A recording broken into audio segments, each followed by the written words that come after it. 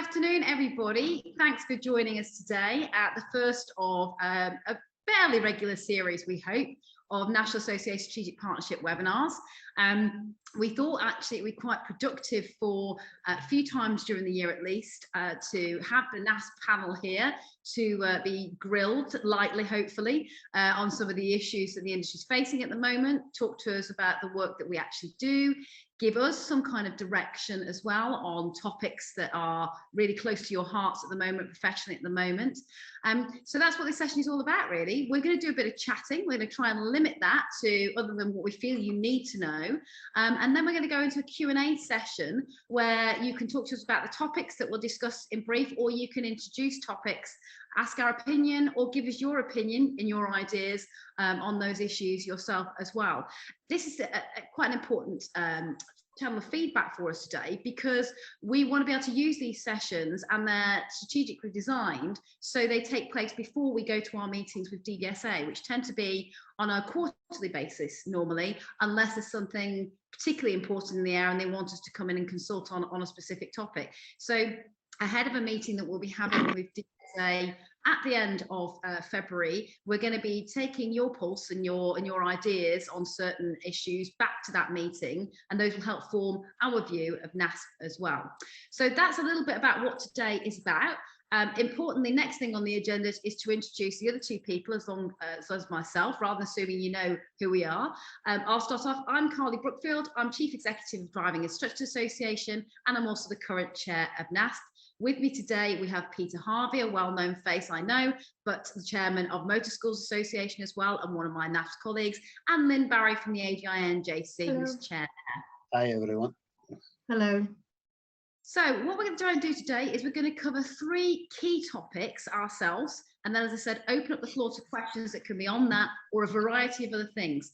Questions we'd like to come through us to the chat function today. So you'll see that in the bottom of your navigation bar on your Zoom screen there. So we'll be able to pick up your questions from there. If there's any we miss, we've got Tom Foster in our DIA offices who's there to help us with the technical support for this webinar and make sure that we don't miss any of your important questions or queries as well.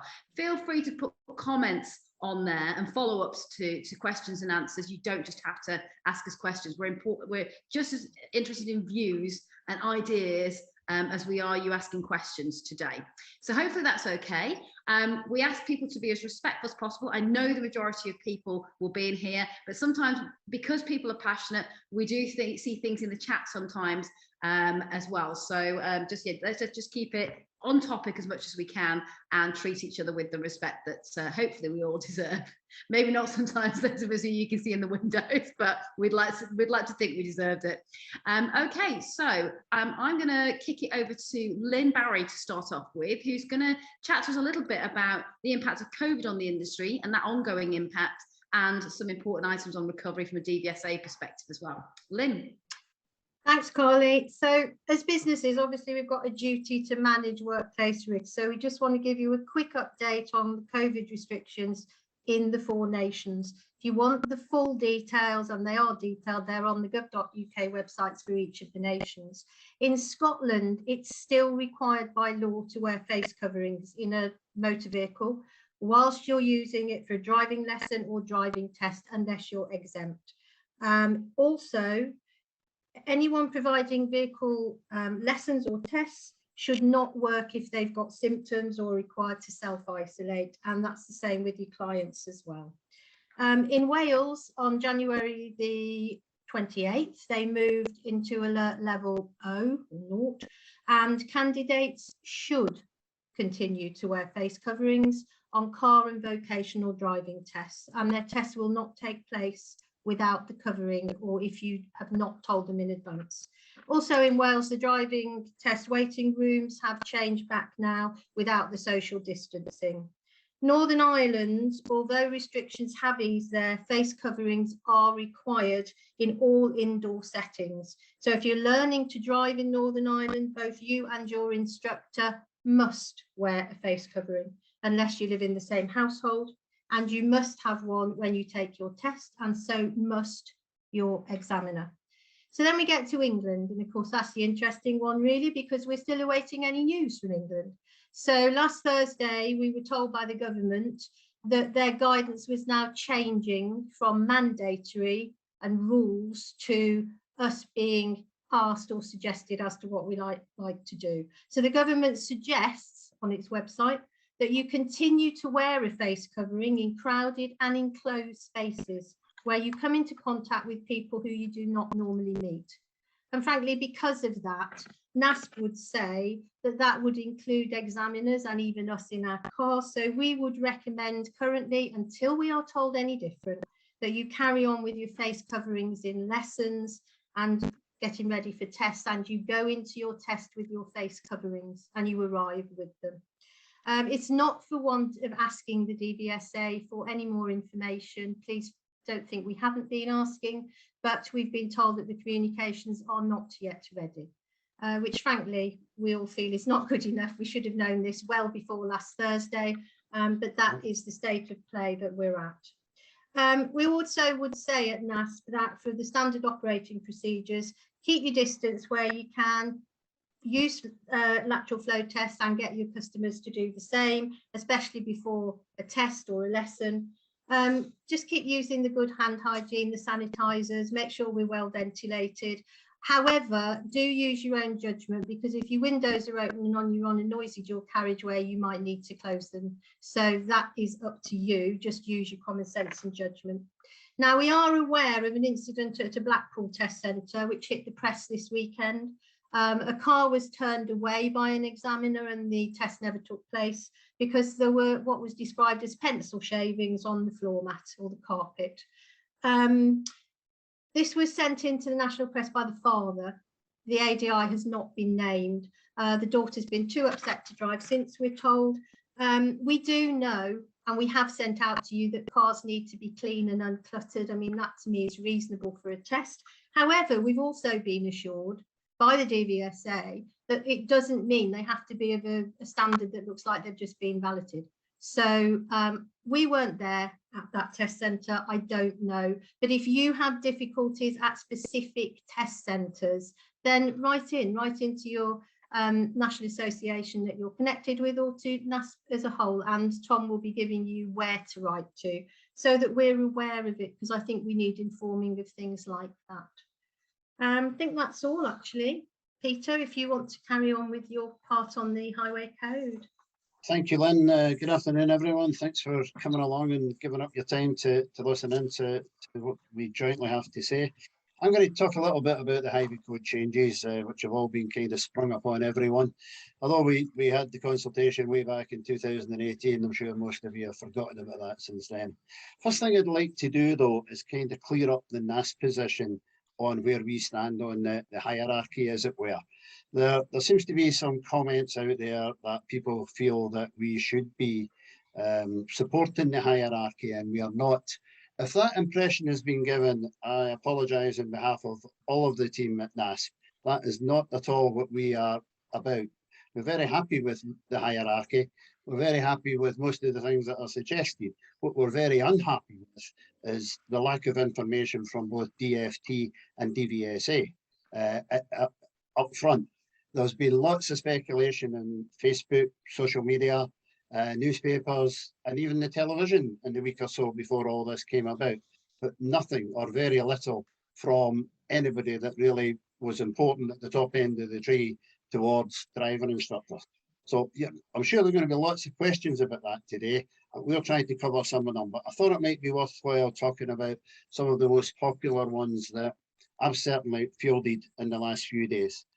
The most important thing I think that we should all try to think about in this, and I don't mean this to be flippant when I say this, but it's still not okay to knock down pedestrians wherever they are. You know, we always taught people that pedestrians had priority. That's still the same. It's not any different now than it was before. What we have to think about a little bit more is how the wording has been changed. And the wording we need to think more of, it says should, not must, in all of these rules.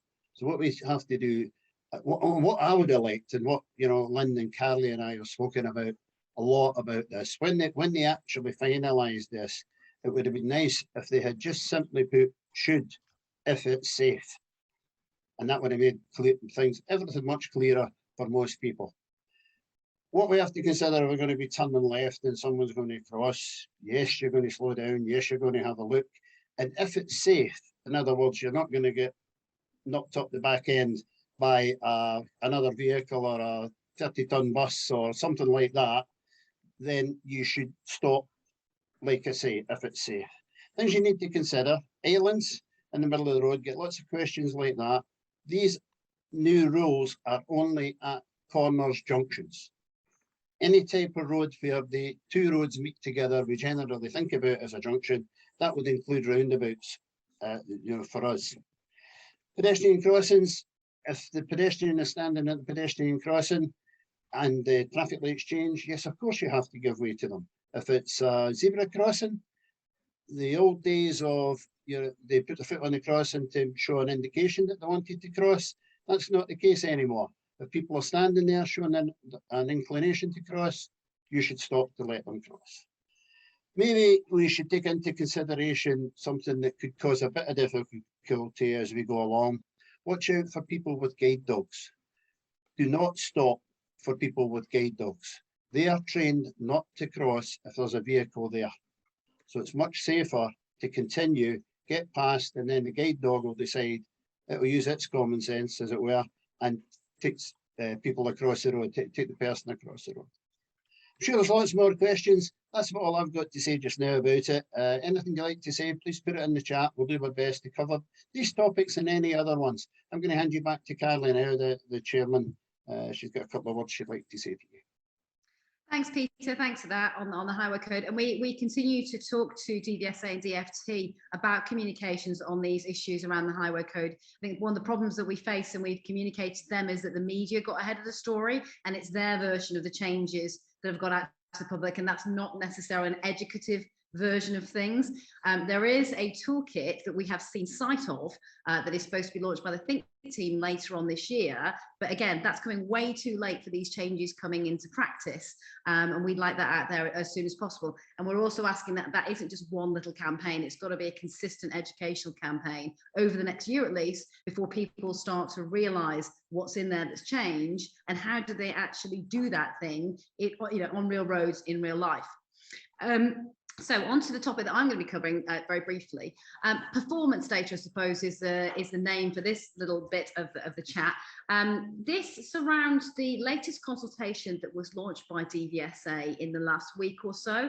The consultation primarily is one about improving test services, and it's couched very much at that, looking at ways that DVSA can bring in efficiency measures, which make sure that there will be in turn a more efficient delivery of tests. And some of those measures, if you've read the consultation, include some very pragmatic and practical suggestions. For example, making it 10 days notice if you have to cancel a test, rather than the 3 days that is currently asked for. That will, by the way, exclude medical emergencies, things like that. But for the majority of people, that seems quite a sensible solution, that people have to give that 10 days notice so we don't have so many wasted tests of people giving such late notice that they're not turning up to test. The consultation also includes things like people having to give 28 days before they can rebook a test after they failed it. Again, that's about making sure that you don't have wasted tests with people leaping to take another test, perhaps before they're ready. So that's more so designed to allow for a better period of people being better prepared for their next test rather than leaping back into the fold again.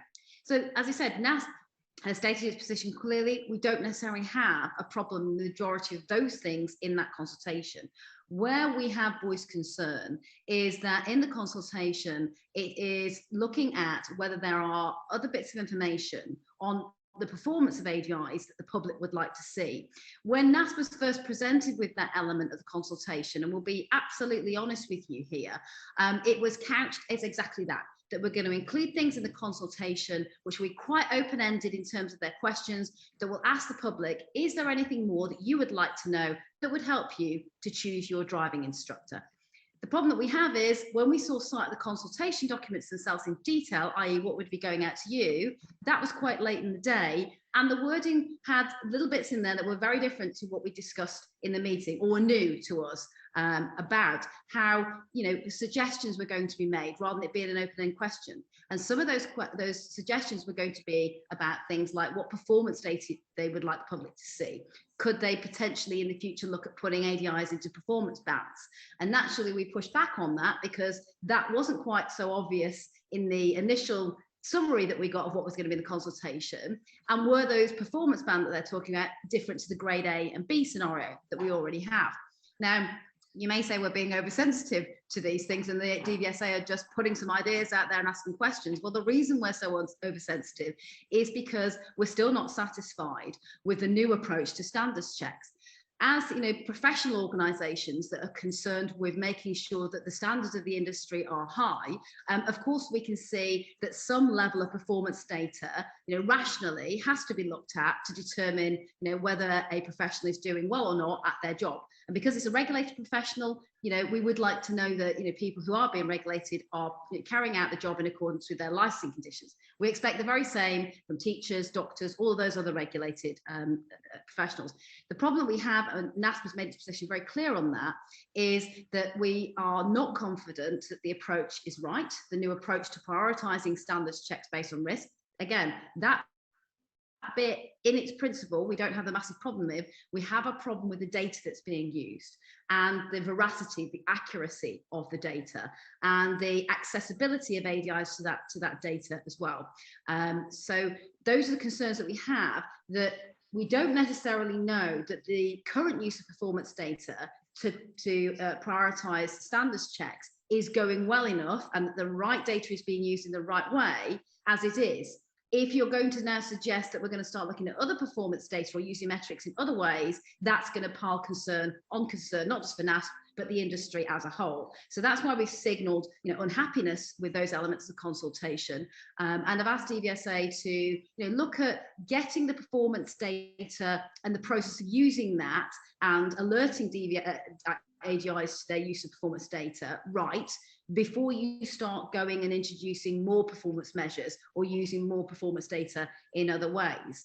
So, just to summarise, not a problem with a lot of that consultation, and we urge every single one of you to give your voice to that consultation on those items. Back what you feel you should be backing, flag concern over things you're concerned about, but it's that piece about performance data that we are concerned about what that's leading to. And one of the things we've asked DVSA for is we want to see a review of that approach to prioritisation and standards checks to see how's that going, how successful has that been? Because the feedback we're getting from a NASP perspective is actually there's not been a lot of people who have experienced being prioritised as yet, so we don't know how many people this has been applied to check the efficacy of the scheme, and we don't know how the scheme's going as a whole in terms of helping to raise standards, minimise risk of poor practice, all of those things. So we just wanted to make you clear on why we're signalling a note of concern with this particular element of the consultation, so you are able to pinpoint that in the consultation yourself, and if you're concerned, for you to flag your concerns about that as well. So that's my bit on the consultation. Anything to add to what I've just said there, Lynn and Peter, in case I've missed anything? No, it's fine for me. Okay, so shall we go to the chat to see what people are asking about those three key topics, or any other that people might want to ask us about today? Yeah, I've got a few questions, Carly, that did come into us, if you want me to go through those. That'd be great, thanks, Lynn.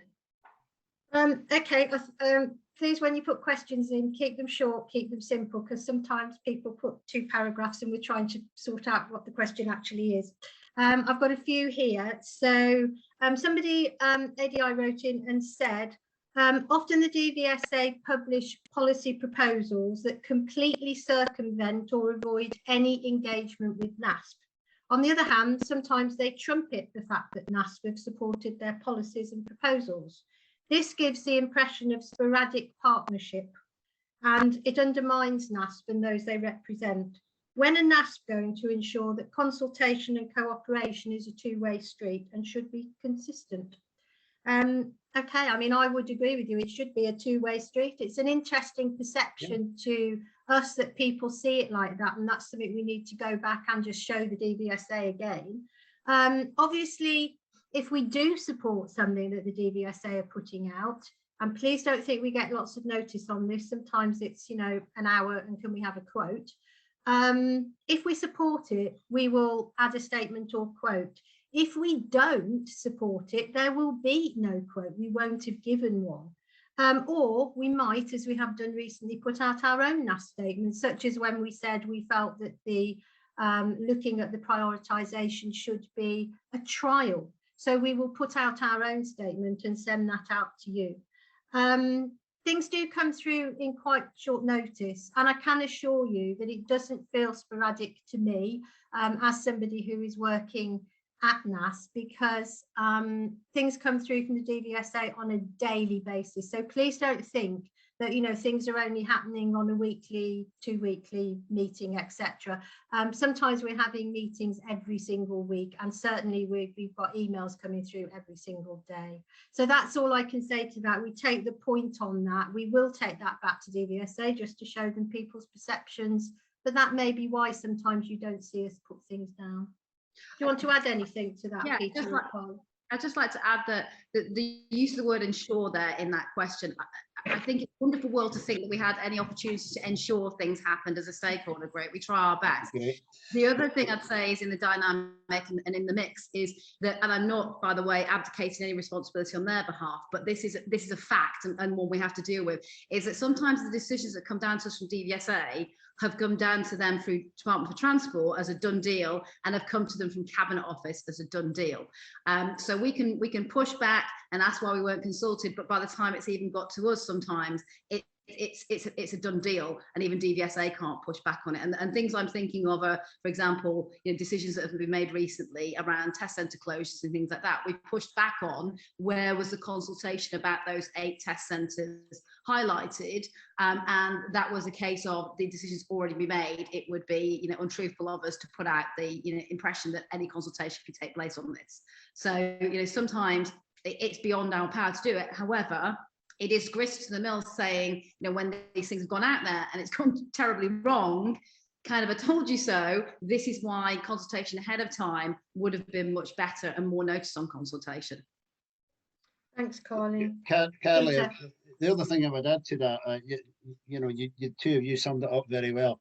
The fact is that, you know, DVSA very often don't get the information until well after we need it or we ask them for it. But what they have been particularly good at recently, if I could say they were good at anything, but please don't tell them I said it. There are sometimes it's 10 o'clock at night when we get information back from DVSA these days. So they really are trying hard when we put questions to them or situations to them. They do try hard, but very often their hands are tied because DFT or the Cabinet Office don't release the information. We think that that's wrong. We've told them it's wrong. But, you know, there are people much more powerful than us in government that just don't allow it to happen, I'm afraid. I noticed one in the before you do the next one, Lynn, when will the theory test be updated? As you rightly said, we don't really know that yet. The only slight consolation we have is DVSA now have the theory test in-house. So unlike in the old contract, it would have taken up until September before they would have been able to renew anything. We're hopeful that they'll be able to bring it more up to date much quicker than in the past. Back to you, Lynn. So as soon as we know, obviously we would let people know. Yeah, we'll let you know. Do you want me to do this next question?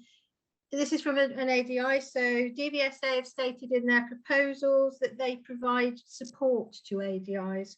And this person says, what support other than gathering dubious statistics, which are discussed on an engagement call? Should CPD just be that continuous? How about 6 monthly or annual engagement calls? Isn't it time NASP developed a strategy to build a case for overhauling CPD and the standards check process? I know Peter will remember, I think you probably do as well, Carly, but we were on steering groups for CPD becoming mandatory, and it almost got past, it got to the very last stages, and we all approved that and we all wanted it as our individual organisations as we were then. And unfortunately at the last moment they pulled the plug, and they said that it was due to the time and money issues And also, I have to say, at the time, we were getting a lot of ADIs who were just not interested in CPD and did not want to do it or for it to become mandatory. We were the same. Yeah, so there's a lot, there's a lot of issues there. Personally, I feel that there should be CPD in our industry, and I think it's misunderstood. CPD could be listening to this webinar. It could be something as simple as, reading something in a magazine or reading EU highway code rules and understanding them. So it's something we can all be doing. I don't know any other industry or profession where you are not looked at or have some sort of review on a monthly, 6 monthly basis or yearly basis. So I think we need to get used to the fact that we do need to be seen. I don't know what you're asking for with the standards check. I'd be interested to know how else people think that should be done, because we need to be careful what we wish for. Because people have spoken to me and said that in the past, it's been the case that the examiners rang you up on the day. Peter, you may even remember this. Rang you up on the day and told you they were coming out to see you that day. Now, that to me would be rather like a teacher in the school with somebody walking into them. That's far more realistic than us choosing a pupil, choosing the time, choosing the place, choosing the route. So you need to tell us what it is really that you are looking for and what you want in place of the standards check. And some of you seem to want pass rates to count, and others of you don't, now that we've seen the new prioritisation. So again, you need to let us know. Peter or Carly, have you got anything to add? Yeah, I mean, just from my experience of working in other regulated industries like the medical arena, teaching and financial services, and where I've worked directly with regulators like the FCA there, I mean, there's different models. You can have the so many hours of CPD, which is truly continuing professional development. CPD really is about people choosing what they do to develop themselves professionally to some degree. There's models where there is that choice. There are models in financial services, for example, where in certain sectors where there is more risk in the job somebody does, where you don't get much choice of what you actually do because the risks are too great. So actually you get told to do 30 hours, but you actually have to do 30 hours of a certain thing because that's where the bigger risk is in their profession. And I would say there is some merit to looking at some of those kind of models because there are areas of risk that aren't covered in the ADI qualification. And some industries use CPD to backfill things that aren't in the original training processes because it historically wasn't deemed a risk, so there wasn't a need for CPD. So some of those things in the ADI profession could be you mandate certain elements of training, for example, safeguarding, because this is the only training profession really that doesn't have an element of mandatory safeguarding training in its initial qualification. If you think of teachers and people like that, they have to do that training. And you also, so there's certain things you mandate because there's a big risk there and people haven't necessarily willingly got themselves up to speed in those areas. And then the rest of it is professional development of your choosing for so many hours so you can keep yourself up to date. So yeah, so I think that is an interesting debate. We should have the debate again, certainly about CBD, sorry, slipping over my words, and get some feedback and have a proper consultation on it. The interesting thing is, I know that Jersey is going to be bringing in an element of mandatory CPD for ADIs because they've asked us for some help with that. So sometimes it's these smaller areas that are able to be quite innovative and bring in these pilot programs. I've been talking to Jersey and Guernsey for a long time now about, you guys could really try some innovative stuff over here and lead the way rather than waiting to see what everybody else is doing. And they've got the bit between their teeth to bring in CPD in the islands now as well. Some of the things I've seen in the chat here as well are missing the point. You don't have to pay a lot of money to do CPD. You do not have to attend expensive courses. That is not what this is about. Just listening to this could be your CPD. Reflecting on a lesson could be your CPD. So I think some people are missing the point with things I'm quickly trying to look at in the chat as well. What I think would be a good idea would be a mentor for ADIs, and obviously that would be your original trainer if the trainers are really good and would use a scheme like that. But I think we need to press as NASP, which we've been doing, for audits to get underway again because it's just been held up by COVID. So audit, to my knowledge, we're still not getting those audit appointments through yet, and we have a long waiting list of people wanting to register. Can I just address something that's made in the chat?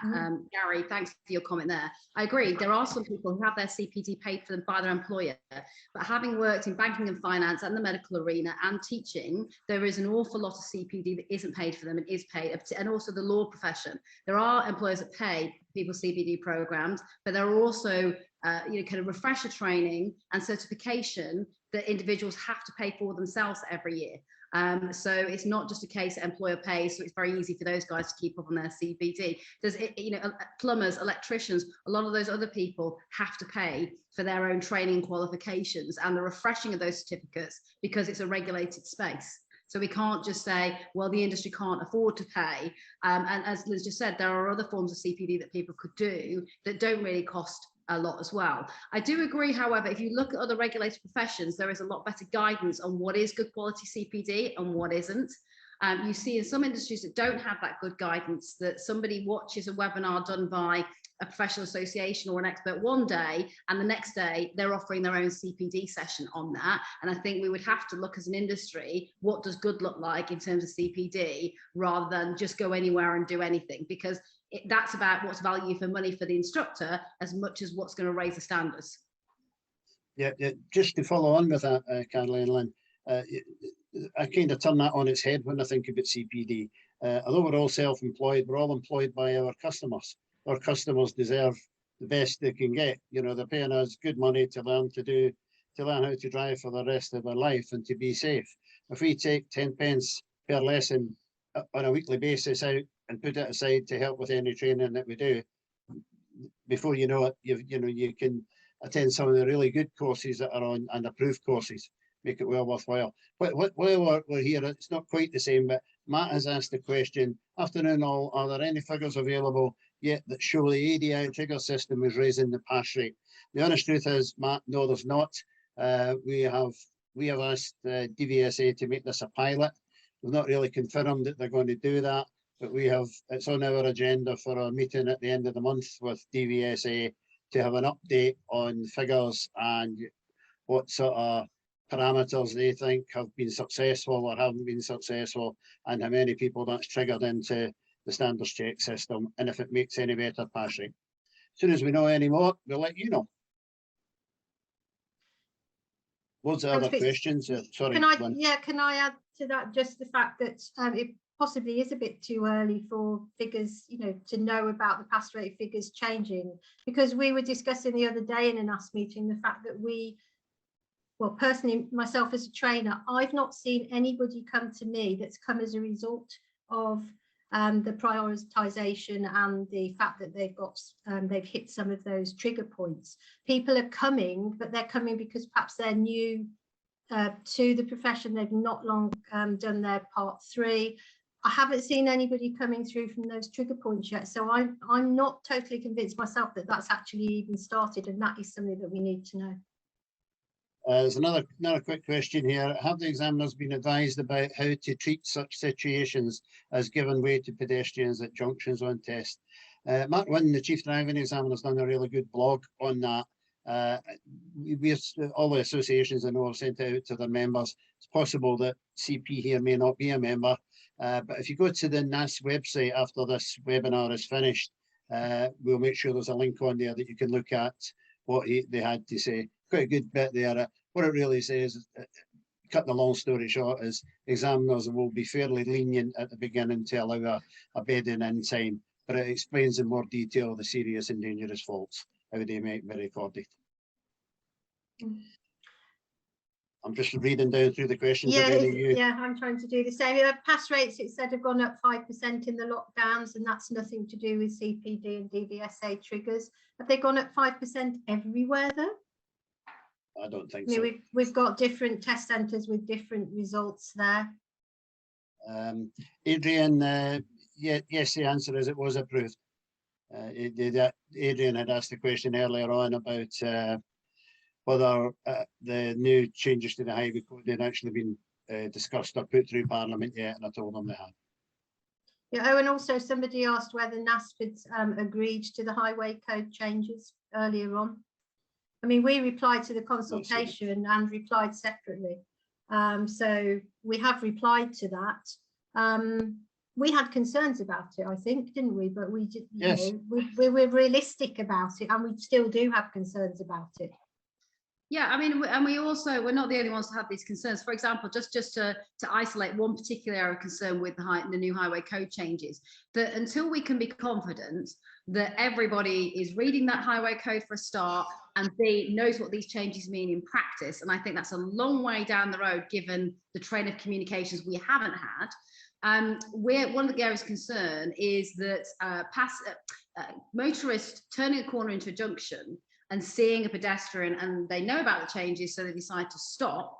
It's the people behind them that don't necessarily know about the changes, or haven't realized that person's stopping because they can't see the pedestrian beyond them. And I'm thinking in this scenario, a lorry following a car, or a lorry stopping and a car following them, we can see a slight risk, and I'm being conservative here, of rear-end collisions until these changes bed in with people. And the vocational training industry have also expressed these issues, and so have motorcycling groups as well. So that's just one isolated element of where we're flagging concern, that there's others on roundabouts and various other areas as well. And so that's why we are flagging those. Somebody commented the other day that we should be embracing this new hierarchy of pedestrians and cyclists and vulnerable road users. And of course, we absolutely get as a profession that vulnerable road users need to be looked out for. But two things here, A, people need to know about these changes before any of that's going to happen in practice. It's about behavioural change. It doesn't come overnight. And B, we also need that behavioural recognition within the vulnerable road user. We've had some incidents reported in the press this weekend that cyclists are already doing some quite negative behaviours, as in riding in 8 abreast across the middle of the road because they think they can ride in the middle of the road because they've misinterpreted the rules somewhat as well. And also, we don't want people assuming that motorists will know these rules and taking their own life into their hands and stepping out thinking that somebody is going to look after them. It's about everybody assuming their responsibilities for vulnerable road users, not abdicating them to other people. And I think that is one problem with this highway code, that it could allow people to abdicate responsibility to motorists and think that they're going to know all the changes to be able to look after them. Another quick question. If I think it's Tom that's asked it. If the DVSA want higher standards, why don't they adjust the criteria for a test pass? I'm not sure if I understand this right, Tom, but are you suggesting that we should make it more difficult for people to qualify, so move the mark up from 31 to say 33, something like that? Or if you want to add to the comment, just put in your views. Let me hear what you want to say. We'll happily put that forward if that's what the whole industry wants. But if that's what you're thinking, I'm kind of thinking that you may not be in the majority. And can I just make the point as well about consultations? We made our feelings very clear in our response to the consultation in the case of the highway code, as we did in the case of the B+E consultation as well, about the proposals to change the rules and basically do away with B+E testing. And one of the feedbacks that we forcefully made to government, and I've made to Department for Transport as well as part of being the road safety delivery group, is that where is this voice in the consultation? People are making effort to respond to consultations, but you're making a decision otherwise. And the B+E one is a particularly relevant one because I didn't hear many people in favour of those changes, even within the haulage industry who it was supposed to benefit. So, and in Parliament, they went through many a debate in Parliament about the removal of that mandatory requirement for test as well. And there was quite a lot of pushback on the government about those changes. So much pushback in essence that new amendments had to be made and new proposals. So they went in with one set of amendments they wanted to propose. Those were voted down because we were advising the parliamentary towing group on what we thought the argument should be against these changes. And Grant Shapps had to come up with another way of trying to get it through and another type of amendment to get it through in the end. So if there's a will, there's a way, unfortunately, with some ministers and some departments, and consultations are futile in one respect because they give the public an impression the stakeholders were being listened to, and then we're just completely being disregarded. They would have actually been better off not doing the consultation at all in that case.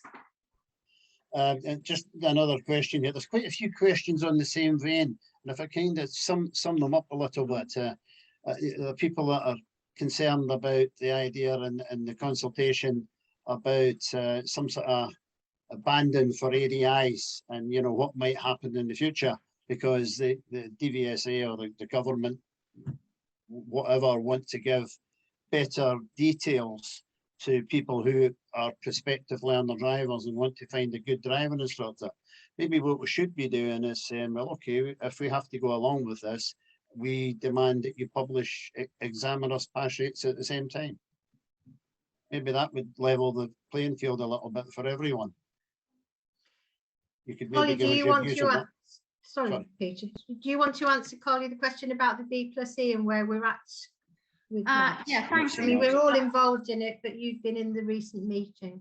Yes, thanks, Sue, for asking that question. Just a quick update on that we have designed a training scheme. We're working with the National Trailer and Towing Association very closely on that. DVSA went down the route of trying to establish a working group that might work together on that, but they've now kind of defaulted to 4 bodies actually coming up with their training program for that, and they will accredit those training programs. So hopefully we should be launching something in the next month or so that NTTA will fundamentally front, that will involve an online training course for people to take before they go to course. That will be free. Supporting materials for B+E trainers to deliver the course and certification, and the option for B+E trainers to deliver a final assessment as well, that will be accredited by Diamond and in turn accredited by DVSA as well. So we're well ahead of those plans at the moment, and we're hoping to launch that in late February, March, but we'll be talking to B+E trainers very soon about those developments.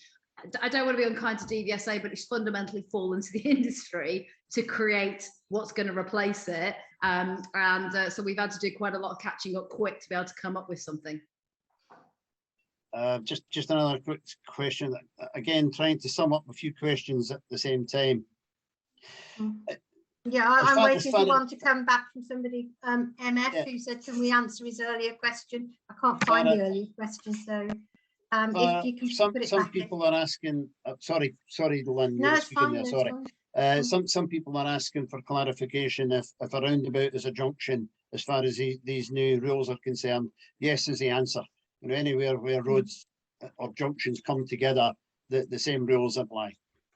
But what you said earlier, Peter, about the should and the must is really important for people. You've got to look at each individual case. And if it doesn't feel safe, you're coming in steadily, but it doesn't feel safe because of something at the back or something that's happening, you know, eye contact with the pedestrian. And as long as they don't step out, then actually, I don't think you would be stopping. You'd go through very gradually and slowly, because you've got to consider, and we have talked to the DVSA about this, to some of their examiners, you've got to consider all of the issues around it when you turn out of that roundabout or junction. It's a danger if someone overtakes you when you stop. You stop, someone overtakes, the person still gets knocked down, or someone runs into the back of you and knocks you into the pedestrian anyway. So you have to, if it's safe, is the thing that we all have to consider and think about there.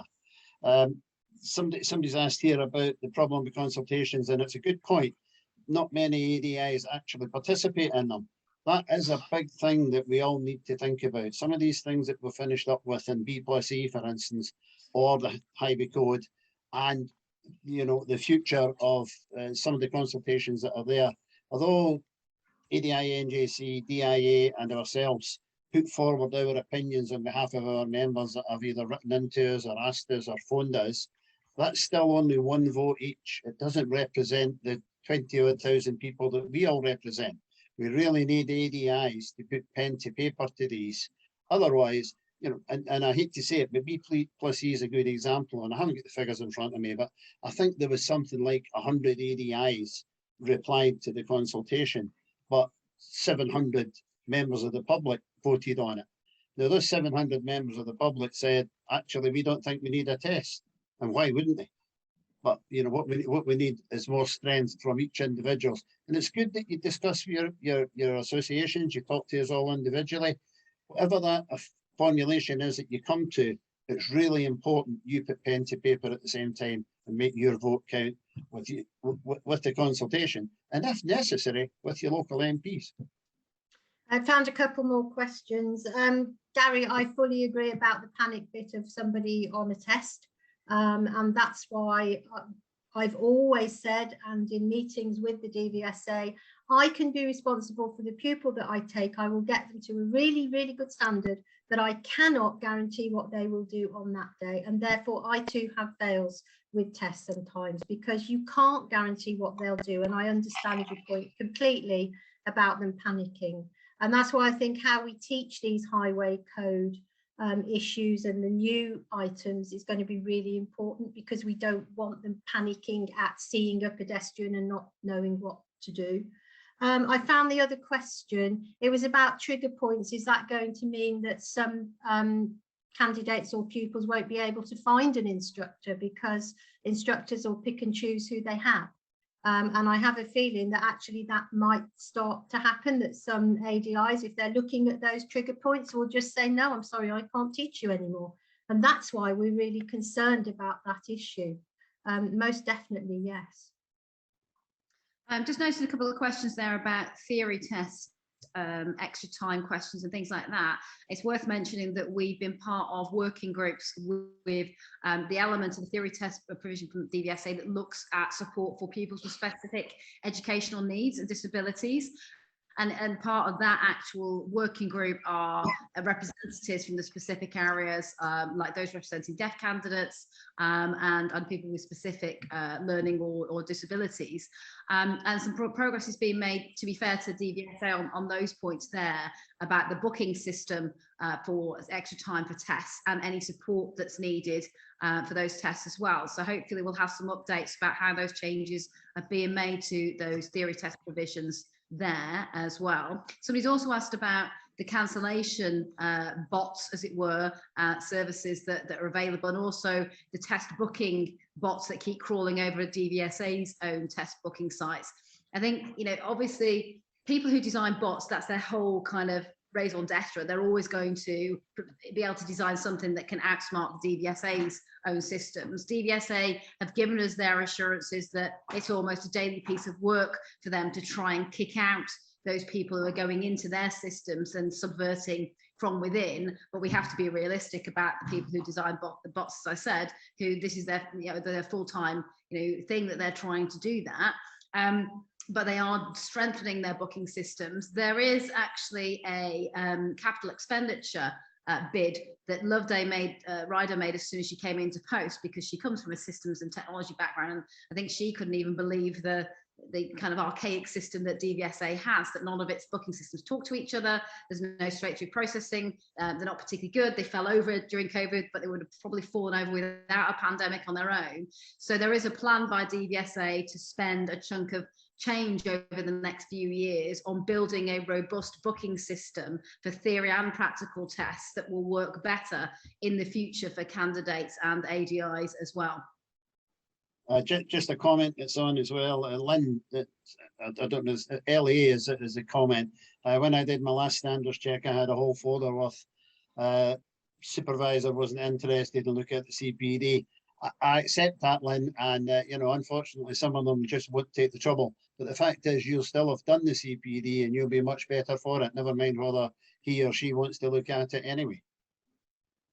And some examiners are taking time to look at that. Yeah, some of them are. Yeah. I think that we suggested, I was trying to do it from, I think it was 7 hours a week we suggested would be a reasonable, not a week, 7 hours a year would be a reasonable time to put it in line with LGV drivers on, you know, over a 5-year period, because there was talk at the time, if you remember, that they were going to extend the ADI certificate for another year and make it a 5-year certificate to run in line with it at the same time.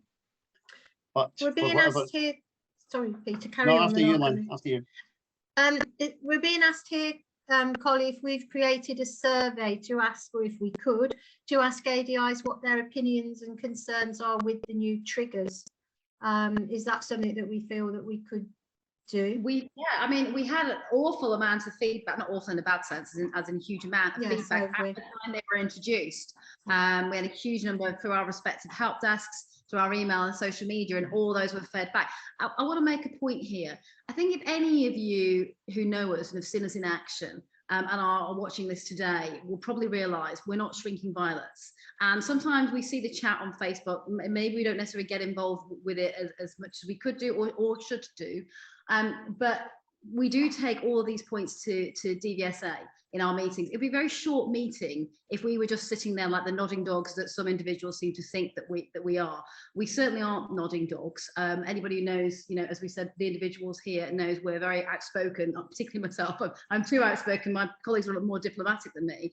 And we're just as passionate about these issues, particularly things like the use of performance data, the changes to the highway code, about any change that's made in the industry without due consultation. We're very happy to run surveys, but the point that I'd also make is that in every consultation, you also have the opportunity to make feedback too. And when we find that only a tiny handful of people have responded to consultation, as well as us making our consultation response as well, you know, that's what DVSA and their overlords sometimes are able to point to, that they didn't have that many voices in the industry other than from the main associations as well. So the answer, Tom, because Tom's come back again, is to say, no, we haven't created a survey yet. If we feel it's necessary, then we can easily create a survey. But as Carly said, we've had so much feedback in as the 3 individual associations. Yes. I think we've more or less got the point of what people are feeling. So the answer is no, we haven't as yet. Another quick question someone's asked. When are the DVSA going to sort out requests for extra time for theory tests? I'm still waiting for a response to a request made on behalf of our pupil on the 23rd of November 21. You won't get a response, I'm afraid. That it was decided, I haven't got the dates in front of me, but it was decided a long time ago. And in fact, even Grant Sharp made the comment that they would not extend theory tests under any, or theory certificates anyway, under any circumstances. So once it expires, it expires. But it's worth noting at this point, for those of you that don't already know, a person who you think their certificate is going to expire can resit the theory test within 6 months of the expiry date. So if if it was going to expire in June, you could be resetting it now if you thought the person wasn't going to get a test before that, and that will extend the theory test. Can I answer the bit about the audit? When we went to the last meeting with the DVSA, they said that they were going to start, they'd got all the applications for audit, and there are quite a lot, and that was going to start, quote, as soon as possible. To my knowledge, it hasn't as yet. It certainly needs to get started. I would suggest, because it is unfair, if you're sending somebody for a part 3, for them to be asked if they've had an audit trainer, maybe they just need to say, well, my trainer is waiting to join audit. And I know that's not going to put a tick in that box, but it just makes a point, doesn't it, that actually there are a lot of people waiting to get on this scheme. And we will keep making that point to the DVSA as well.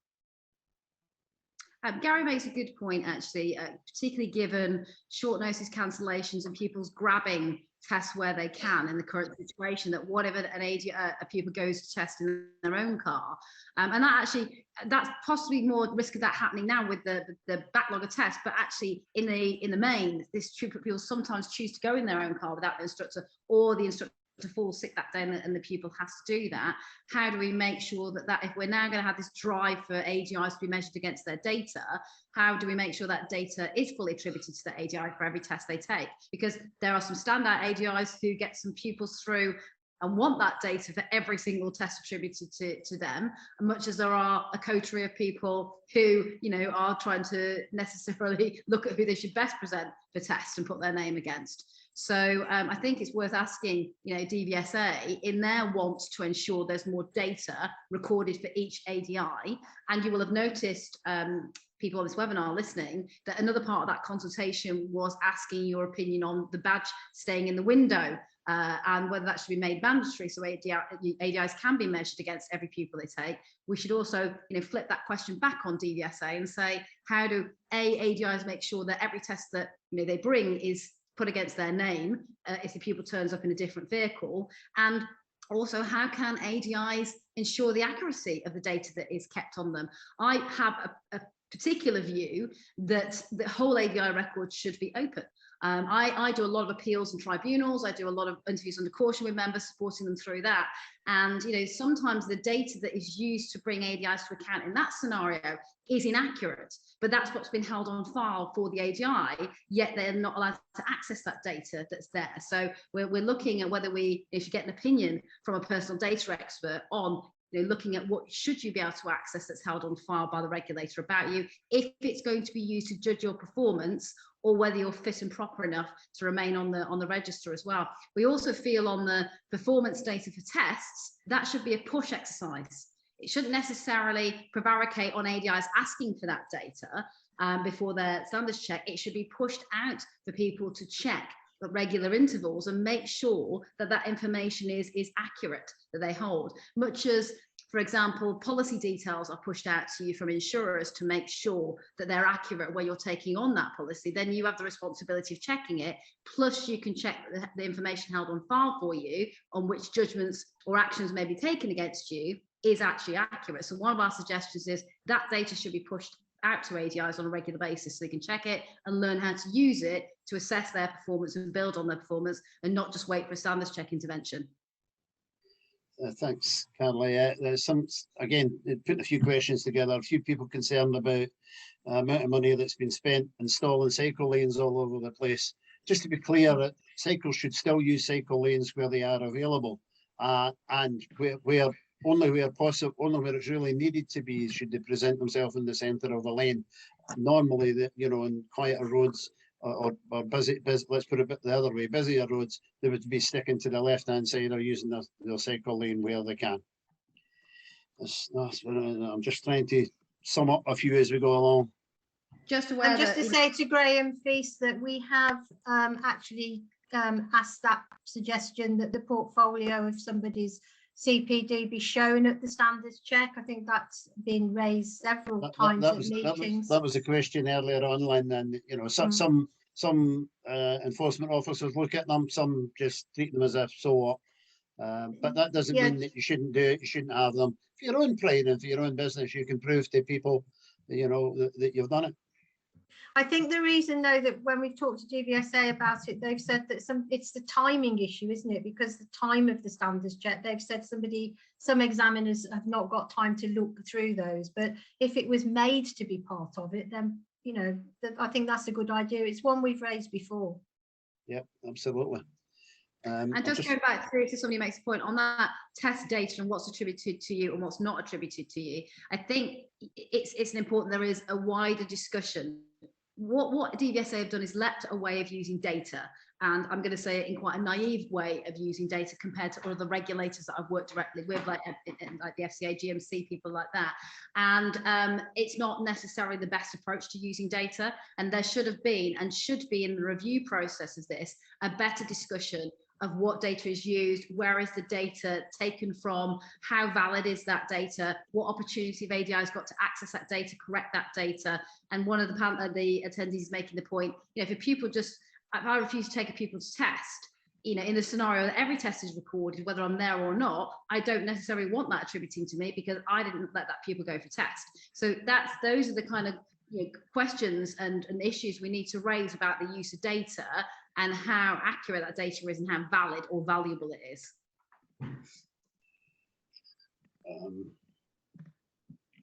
You got any other questions that you got, Lynn, just now? I'm just trying to read through them. There are loads that have the same thing over and over again. Just type in somebody an answer on the Crystal report and not being correct when it came back. And of course, it only needs an examiner to copy down somebody's PRN number incorrectly, and that could easily happen. We've got other examples, which is why we are concerned about the trigger points and have made the point that, well, we don't feel that this is the right thing at the moment. It should be a trial to see how it goes. If they're inaccurate records, how can we possibly work from this? Absolutely, Lynn. And what I would, to go further than that, if there are people out there who have discrepancies in their information, you know, via the Crystal report, please tell us. You know, if you're a member of an association, let us know, because we're trying to compile. It's all very well. We say to DVSA, this information is not right, and very often they will come up with an argument. Well, it is right. You know, there is an odd examiner makes a mistake, but we don't really have any proof behind us to go with that. We might have one or two people. If there are more of you out there that are having issues, you've looked at your report and you think, well, that's not what what I have as a record. Please tell us, let us know, and then we can put it forward with your permission, because we need to use your data, of course. But please let us know. But we also need to let ADIs know about where they go with that. You go directly to DVSA as well. There just needs to be a better system overall for pushing the data out, and what do people do when the data is inaccurate. Glynis asked an important question as well, that now that COVID restrictions are easing, can we push back to have test returns the full length of time, and ADIs be allowed to sit in the back again? If standards checks allow 3 in the car, why can't L tests? And that obviously was a controversial point during the lockdowns, that ADIs were told that whilst they'd had a lot of promotion before COVID, it was really important that they started to sit in on driving tests. They suddenly couldn't do that during the pandemic, but standards checks could still have 3 people in the car. So it was kind of that kind of scenario, one hand's not following the other. So that is a question that we're going to raise in the next meeting with them. And we have raised previously. When can we return to having 3 in the back of the car? The ADIs have a choice if it's so damned important, as DVSA say themselves, to ADIs being able to learn about the impact of their training on their pupil in that final assessment. So we'll definitely take that back. There's been a flurry of messages as we get to the end of this webinar, so we'll just quickly take the ones that we can see on screen, or any quick outstanding ones, and then we'll try and close off the meeting, not because we don't want to have any more questions from you, but we're also just aware of everybody else's time as well as our own to discuss these things today. Any other questions, any of the other panelists, Lynn, Peter, that you're picking up on that we should cover off before we I'm just putting the email address to get your fault analysis sheet from DVSA in the chat. Yeah, I think that's a good idea, Peter. Some people may not be writing to the correct place from things that are being said. I'm just doing that now. If you could type with 2 fingers, I'd do it much quicker. Yeah, it's quite difficult looking at this and typing at the same time. I think we've answered a lot of them. I'm not sure that we've answered everybody's, because it's been difficult to sort of look to the other side. But I think we've answered the majority of them here, Carly. Yeah, Tom, just going back to you on the survey, we've actually said we were going to push out a survey, as well as taking the ongoing feedback from people. So please be reassured that we're not ignoring that suggestion there. Peter, there's a typo in your there's a typo in your email address that you've given. Yeah. Can you do it quicker? Oh, it is. Yeah, you're right. Sorry, everyone. It's in the word analysis. That's all. Just whilst we saw that, thank you everybody for attending today. Really interesting to hear your views and take your feedback on those issues as well. We've given you the email address several times in the chat there for the NASP chair, so you can write to us with any other feedback that you have. And also, some of us individually, if you're members of the respective association as well. So if there's anything that you're thinking or feeling, or ideas of ways that things could be tackled better, please don't hesitate to let us know what they are. There are some individuals on this chat that are well known to us for some excellent suggestions and guidance that they give us as well, but it's good to hear a diversity of voices across the industry as well.